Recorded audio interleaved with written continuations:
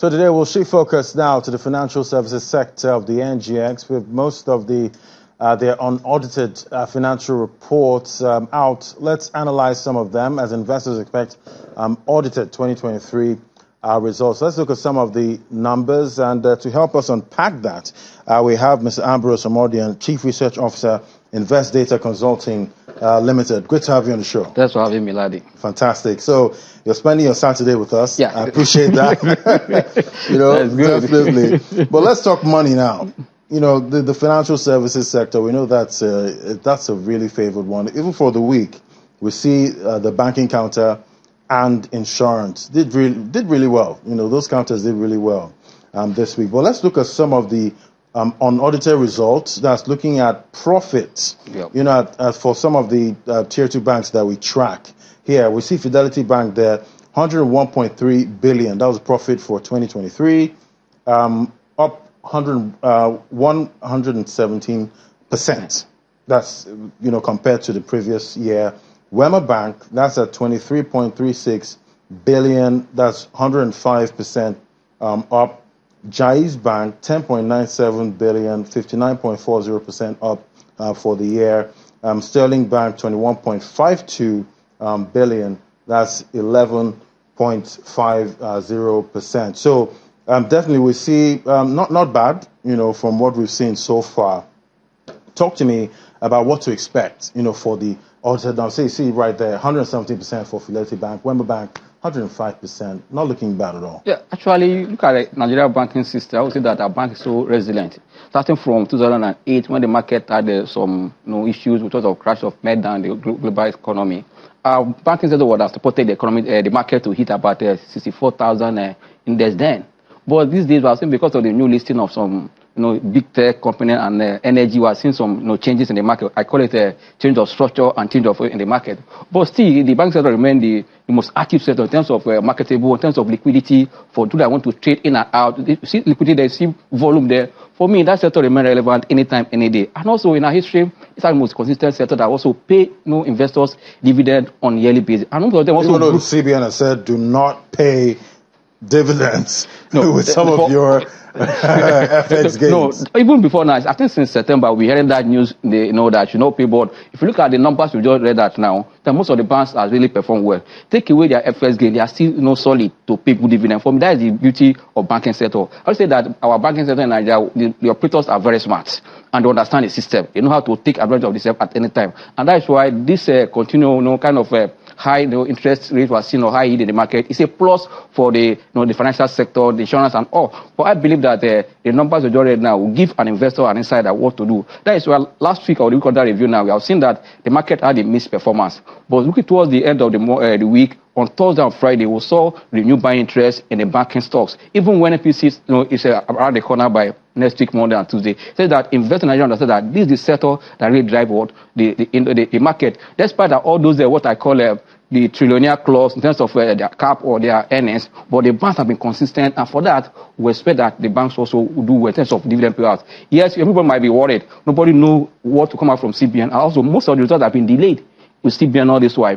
That also, is it that they are still screening the numbers, or they are still investigating the number, or examining the number? But I think that at the end of the day, if you really want this bank to capitalize, you need the investors also to reward their shareholder, because they are coming back to the market, because you're not going to recover for them. They're simply going to inject money into this bank. No, it is the public that will inject money. And if you allow them not to pay dividend to their investors or their shareholders, it will send a signal. For me, I believe that is the way to start. Allow them to pay dividend. Would you change your rule? Because most of them are solid to pay dividend from after their first gain. Their interest, income, and trading has boosted also their performance. For me, there's no cause for alarm for the banking sector at all. And if you want to drill down on some of those numbers we see up there, with the likes of Fidelity Bank, 101.3 billion, quite impressive. Wema Bank, 23.36 billion. Let's drill down on these banks. Now, these are most of the top tier 2 banks. If you look at these second-tier banks, I will tell you that Fidelity, has really become a leader in that sector, on that category of second tier. Also moving away from second tier to even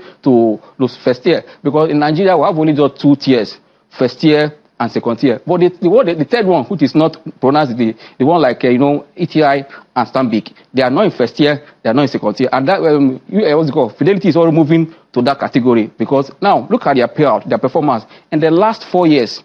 They grow their performance, their success of their top line with more than 68% for good 4 years, and also their earning per share has moved from as low as 98 kobo to 316 kobo. That tells you that this bank has really whether all the storm in the economy, up and down, during the COVID-19 and all. For me, it's a good thing for Fidelity. And also, not only that, they are expanding. And when we are expanding, we are building capacity. And I see that capacity is going to impact more on Fidelity. For that, investors are also looking at where are this bank going, because I believe that the future of investment is forecasting where the company is going. It's not just looking at the past performance, because we are seeing that as they're expanding, they're going to other Africa country. They're already in UK, where they bought Union Bank, UK PLC, and that is another investment. Also, I learned that also the plans are already on ground to go to some Africa country. That means they are all trying to build what we call organic growth by taking your business to different geopolitical zone or the world, so that at the end of the day, it will not impact your bottom line. I see Fidelity as a bank for the future, and that means any investor that is thinking the future to start to invest in this company, because these second-tier banks, and I told you earlier that with their performance, they are metamorphosed from second tier to going to first tier already, because if you look at their dividend payout policy, it has also improved. This is a bank that started with 10 kobo into dividend. The same year they pay 40 kobo, moved to the second year they pay dividend of 25 kobo. That's more than 100%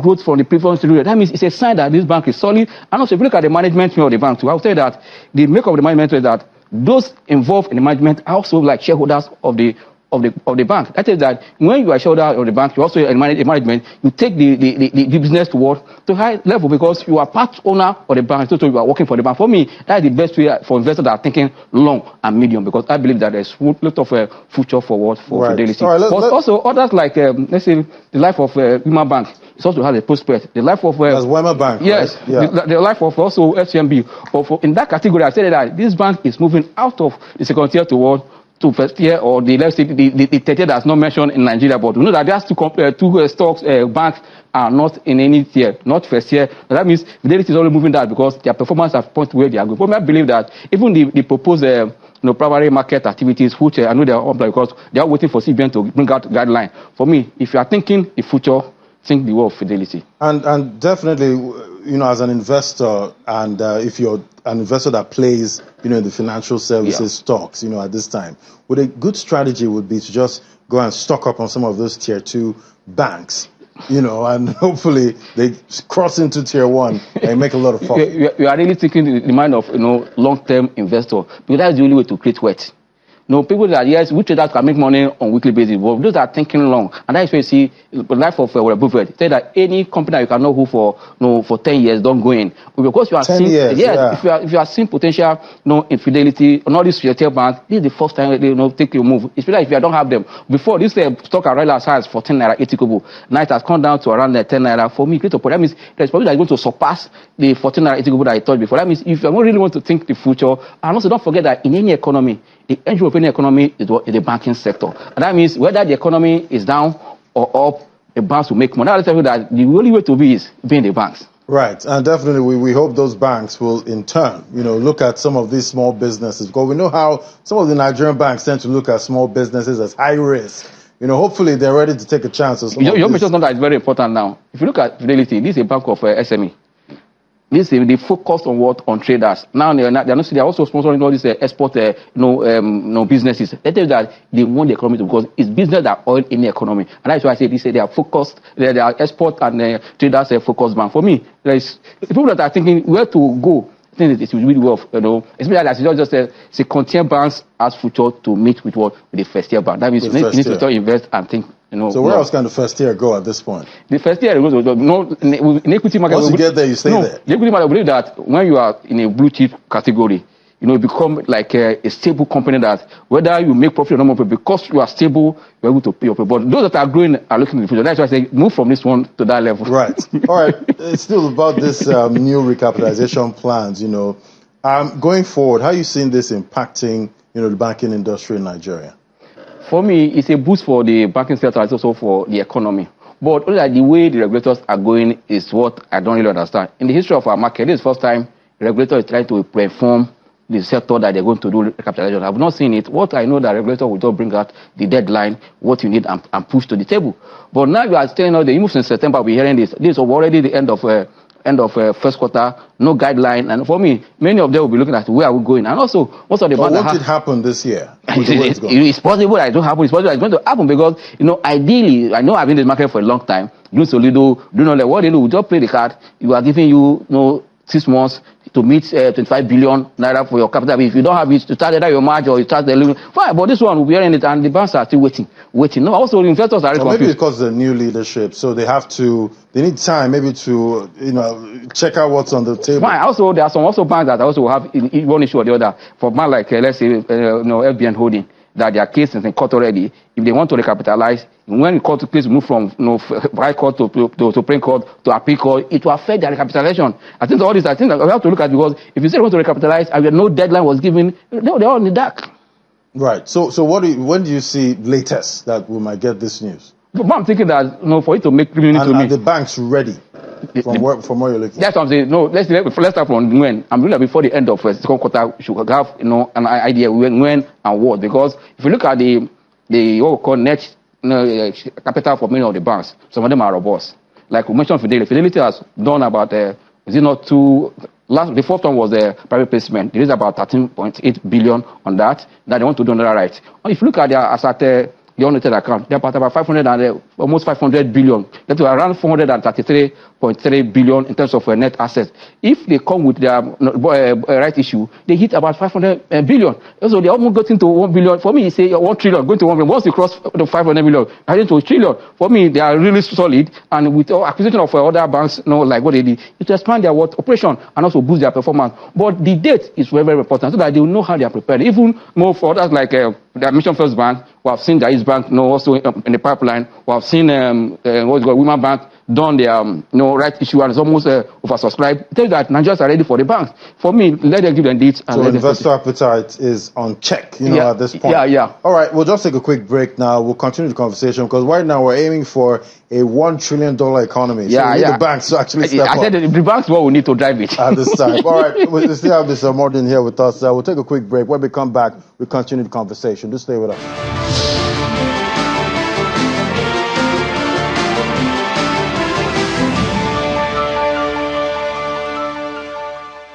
Welcome back. Well, Financial Reporting Council of Nigeria has unveiled the final roadmap developed from exposure drafts on the floor of this exchange. The Executive Secretary, Chief Executive Officer of the Council, Dr. Rabiu Olowo, says the roadmap is a tool of mainstreaming the implementation of sustainability reporting in Nigeria in phases in the areas of reporting and assurance with timelines. Take a listen. Exchange Group is hosting the Chair, International Sustainability Standard Board, Mr. Emmanuel Father, in the presence of sectorial directors and other stakeholders who are mindful of the threats of climate change to sustainable living in not just Nigeria but the world at large. Financial Reporting Council of Nigeria is at the fore of this, and it aims to attract funding for the transitions required in managing climate change. Just speaking the same language. That is the only way we will in Nigeria be able to attract more global capital, because that global capital is going to speak our language. If we are in Nigeria becoming the most transparent supply chain, the most credible because we have appropriate metrics to describe what is an inclusive supply chain, a deforestation-free supply chain, a regenerative agriculture supply chain, a carbon sinking supply chain, we will be in Nigeria benefiting most also from those European companies that are going to need to invest in their supply chain to make sure that that supply chain is EU ready. The highlight of the meeting is the unveiling of the roadmap report, which asserts Nigeria's leadership role in the adoption of ISSB's sustainability standards. The Executive Secretary and Chief Executive Officer of the Financial Reporting Council of Nigeria, Dr. Rabiu Olowo, is on hand to take the message to businesses. And governance, they were business non-essential. About 10 years ago, we began to see businesses, adopting this as a good to have. Today, we see it as a responsible business practice, but we are moving into the next phase, which is the phase of the future, whereby we'll make sustainability issues mandatory for businesses because we've seen the benefit that will come. Today, about 3% of global green finance finds its way to Africa, and even less so for Nigeria. And unless we begin to speak the language of sustainability, which is a global baseline, whereby we can document business performance, not just by numbers and figures, but on how companies and businesses impact the society. With moves like this, the FRCN believes that the country will retain the fundamentals as the largest on the continent and be the hub for investment in the ongoing sustainability-related developments. All right, let's continue the conversation on financial services, companies listed on the NGX at this time. I've been discussing with Mr. Ambrose Omodion, Chief Research Officer, Invest Data Consulting Limited. He's still here with me. Thank you so much for staying on. And I remember coming into, at the end of 2023, when you look at some of these stocks and their performance, you can see most of these banking stocks did over 100%, in profit. That's from their share price. And definitely, as an investor, you hit yourself and say, why didn't you get in early? And now this is another year. First quarter is almost over, right now. Tell me some of the names, in this banking sector that we should be looking at, at this time before the end of 2024. Actually, you just said it all that the banks are applying capitalization. It's another way of boosting their performance. You know that, you can't give what you don't have. And price feed on what? On earnings. And if you expand your business, you expect to earn more money. That means the banking sector remains relevant anytime because the policy of the government, especially the monetary policy, is favoring the bank. But any environment where you're having high interest rate, the banks smile. They don't need to struggle because they earn more money easily. And also now our banks are going holding. Most of the banks in Nigeria are going to. That means they're doing other business apart from banking business. That means that will further boost their performance. And I see that Fidelity is almost going that way because as we're expanding, you need to also go hold a holding company because you can do other business because they are specialized in trade. Other business also help them to earn more. I believe that for those that are thinking future, look at those banks that their price are relatively below 10 naira, and those was for long term. But for dividend income that are consistent, look at the first year banks. They still make a lot of money to me. The life of Zenith Bank. Zenith Bank is paying you 3 naira, 50 kobo, 4 naira. The price is now. It still makes sense because if you are earning 10% in dividend, and also we are making capital appreciation because these days I'm interested in a company that is growing your payout, not really having 10% because if the company is growing earnings, you're growing your payout, it's going to make, and that's what I've seen in Fidelity. I want to very well look at how it started 2023 with a dividend of what? Of 25 kobo against 10 kobo they paid in 2022. It's a sign of, and also if you look at their full year earnings on the account, it's about 3 naira 16 kobo. That from there, if the bank is to pay 1 naira, they have to pay 80 kobo plus 25 kobo. That's almost 1 naira. And once you pay 1 naira as dividend, then automatically you are out of the second tier banks. I just said the banks has future. For me, this is how investors should look at and to invest. And most of the banks, like I mentioned, that are below 10, look at them. But for dividend income, look at those that reward in the first year. Right. Yeah. All right. So we're going to a new week. What do you see, coming? This market has managed to stay above that 100,000 level. That's the all-share index of the NGX. What are you seeing going to next week? Is it profit taking, or are you seeing some cherry picking? No, we're seeing a lot of improved momentum next week. Why this is the week we're seeing the official deadline for submission of result. Especially those that have released their audited account in January, that are supposed to release their audited, and those that have not released audited accounts in January. They've done their result already. They've still the life of all the the cement company because they didn't release their unaudited in January. The results already in the market. The bank that we are waiting for, an insurance company. Insurance company is a little delayed insurance company because of what? Because we're having a new accounting principle that they want to adopt. That's why most of them might find that they will be delaying their result. But for the banks that all eyes and because we believe that these banks, they are the ones that pay the more dividends. They also shape the market. Also, the life of other service sectors that are yet to reach the results. They all have next week, for the final date to submit the results. Because if not, you pay fine. And which of the shareholder or company want to go and tell shareholder that because we delay and final result are not paying fine. You know, in this kind of environment, I think that for that, expect that before 31st of March, we'll see, and that will also change the momentum and the sentiment in the market by next week. Despite that, all eyes are still on the MPC meeting to see the outcome of MPC meeting next week. But I believe that the MPC meeting, for me, yes, we have seen a signal of hawkish. Yeah, but I believe that like every member is hawkish. But I believe that you did your first MPC meeting in February. That was around 26, 27, which is almost the last days of the month. Then we have seen inflation for that month. See how it ballooned to about 31.7.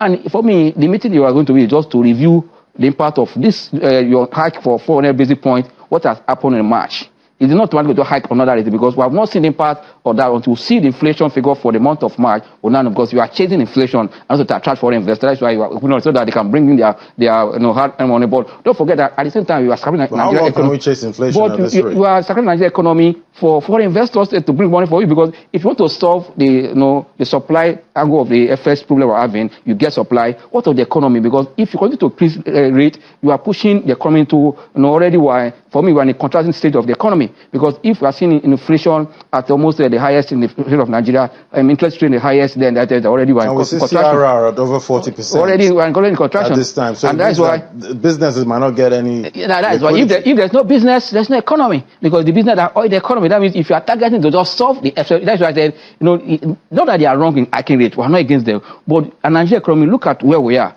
If you are hiking rate, you are pushing a lot of business out of business, and that will cause also insecurity, because if people are closing down their shop, people are out.